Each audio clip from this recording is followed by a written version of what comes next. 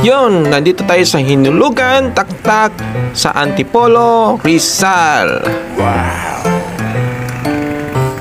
At ito naman ang kanilang main entrance na libre lang. Meron din silang walkthrough along the tree. At ito pinagmamalaki nilang waterfalls na super napakaganda at napakaakit-akit. Right! At meron din silang rock climbing at meron din silang elevator.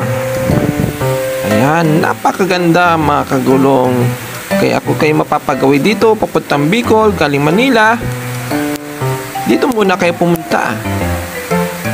Napakaganda, napakatahimik, very nature lover.